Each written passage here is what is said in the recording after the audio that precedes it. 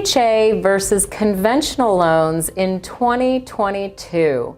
So did you know that every year the conventional and FHA loan amounts potentially change? So we are currently in record-setting values across the country. So both FHA and conventional raised their maximum loan amounts for both of those types of loans. Now, these are not the only loans out there, but the majority of lenders follow these guidelines for both of these loans, okay? Now there are other loans, there's VA loans, USDA loans, there's jumbo loans, and we'll talk about that very briefly in this video. So let's say you're buying a home and you're gonna be getting an FHA or a conventional loan. So I'm here to just talk about some of the basic differences between the two, just to give you some working vocabulary on things to talk about your local lender with. So FHA stands for Federal Housing Administration. That is the loan that is subsidized and governed by the government.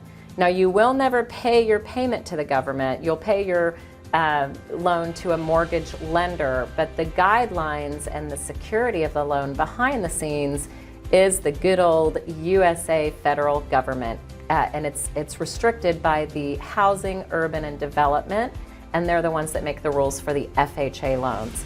So the current loan amount in 2022, maximum for FHA loans, is $420,680. There are parts of the country, usually on the coast, that have higher limits.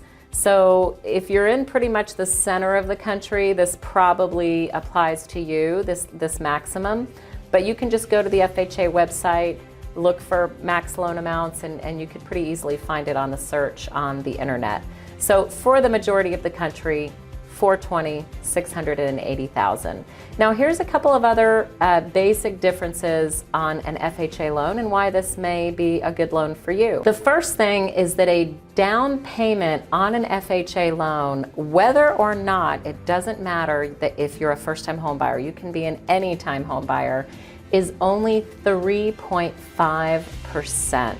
That is extremely low and lets borrowers get into a loan with a very minimal down payment. Putting down more money might be necessary in order to meet that maximum loan amount. So for different reasons, people put more money down.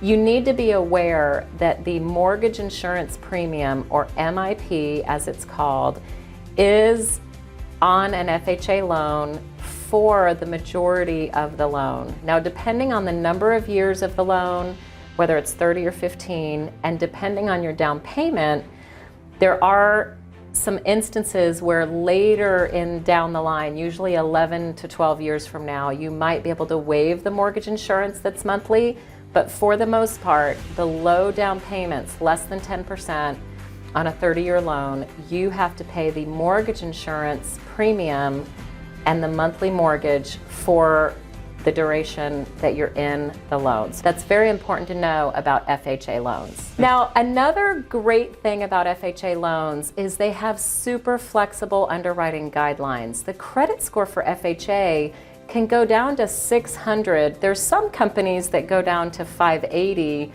They're few and far in between, but they are out there. But 600 is the mainstream. Most of the lenders follow 600. Now, why this is important for you is that we understand that things happen. We understand, I mean, the credit score, the guidelines, understand that things happen. So FHA is more lenient on things like foreclosure, bankruptcy, and the time period that has to pass between those events. So foreclosure is usually 3 years. Bankruptcy is 2, sometimes less. Talk to your local lender about that if that applies to you. But for those reasons, many people, FHA is the only option for them. Another final detail that I'll mention about an FHA loan is that FHA will allow up to a 55% debt-to-income ratio in most cases, as long as a lot of other things are met. So 55% debt-to-income ratio is a huge jump from conventional loans, which we'll get to next. But that means that for every dollar that you make, 55% can go towards debt, like housing payment, car payments, student loan payments, et cetera, et cetera. So these are just the few important details about a FHA loan to talk to your local lender about whether this is the product for you. Now we're going to go into a conventional loan. So conventional loans are governed by Fannie Mae and Freddie Mac. They're the entities that make the rules for these loans. Now again, similar to FHA, you will never make your payment to Fannie Mae and Freddie Mac. It's the lenders, the mortgage lenders that service these loans that are guaranteed by Fannie Mae and Freddie Mac. But they make the rules, so we've got to mention them. The maximum loan amount is $647,200. That means that any loan amount under this amount is going to conform to the guidelines that I'm going to talk about. If you're over that amount in your loan, you're considered a jumbo or a non-conforming loan, and those rules are different and not the scope of this video. So conforming loans usually favor people with a higher credit score. Unlike FHA loans, where the interest rate is very similar no matter what credit score you have, conventional loans are very much dictated and driven by the credit score of the consumer. So one thing to be aware of, and again, this is in 2022 when we're making this, when you're putting less than 20% down, conventional loans will favor you if your credit score is usually above 700. So that's a credit score to aim for, is above 700 for a conventional loan. Now, if you're putting 20% down or more, you can go down to 620. So that's something that's worth to note. Now, the big difference between FHA and conventional is right here. So PMI, private mortgage insurance, is required when less than 20% is put as a down payment. This amount can be waived later on through either extra payments, getting you below 80% loan to value, or appreciation in your property. After 2 years, you're able to request from the lender if appreciation and pay down combo has you below the 80%.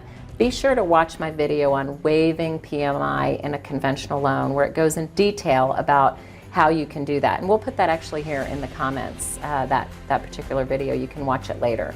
So PMI is a big thing, whereas on FHA, PMI is for the duration of the loan. On conventional, it's not forever. It can be waived later on if you meet certain criteria. Another important thing to mention about conventional, you can put 3% down if you're a first-time buyer. That means if you have not owned a property or been entitled to a property in the last 3 years, you're considered a first-time buyer. Now, 5% down is the minimum for everybody else. So let's say you have owned a property in the last 3 years, you do need to put a minimum of 5% down, of course, as long as you qualify for the payment. So FHA versus conventional loans, this video summarized the difference between the two. Definitely talk to your local lender about what's best for you. If you're in Texas, please call me. Watch my other videos. I've got over 300 on YouTube that are here to help you as you're buying your home. Share with a friend, comment below, let me hear your questions. Talk to you soon.